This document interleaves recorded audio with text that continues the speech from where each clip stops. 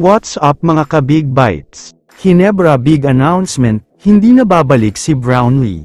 Pero bago ka sana magpatuloy sa panunood ay huwag mong kalimutang mag-subscribe sa aking YouTube channel. Tumatanda pero mas nagiging magaling, yan ang nangyayari ngayon kay Justin Brownlee.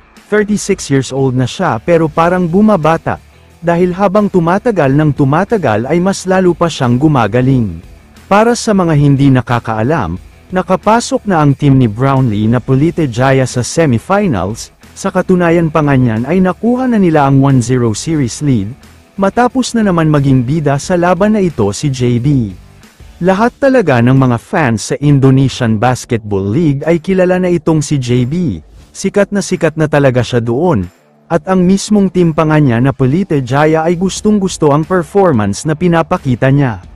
Para sa mga hindi nakakaalam ay 7 years nang hindi nakakakuha ng kampyonato ang team niya na Polite Jaya, 2017 pa kasi noong huli silang nag-champion sa IBL, kaya gigil daw ang lahat na makuha ang kampyonato.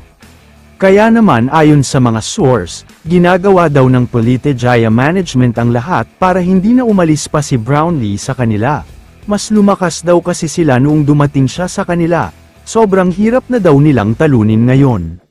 Lahat nga daw ng perks at malaking bonus ay binibigay nila kay JB, may nagsabi pa nga na libre daw ang hotel para sa kanya, libreng kotse, libreng mga business sa Indonesia at madami pang iba, special na daw talaga si Brownlee sa team nila. Kaya naman ayon sa mga kumakalat na post sa social media, sinabi daw ng Hinebra na mukhang masaya si JB sa Indonesia, hindi naman daw nila pipilitin si JB na bumalik sa Pilipinas lalo pa kung maganda ang sweldo niya doon. Alam daw ng Hinebra management na masaya si Brownlee sa Indonesia dahil sa laki ng perks and bonus. Kaya naman kung maisipan daw niya na hindi na bumalik sa Hinebra, susuportahan daw nila ang desisyon niya. Sa tingin ko naman, kahit gaano pa kasaya si Brownlee sa Polite Jaya at sa Indonesia, babalik pa rin siya sa Barangay Hinebra at sa Pilipinas, dahil dito talaga nagsimula ang napakagandang career niya. Hinebra din ang dahilan kung bakit siya sumikat, Hinebra ang dahilan kung bakit nakilala siya sa buong mundo, at Hinebra din ang dahilan kung bakit sobrang successful siya ngayon, kaya siguradong babalik siya dito. Kaya naman kung kayo ang tatanungin, ano ang masasabi niyo sa balitang ito?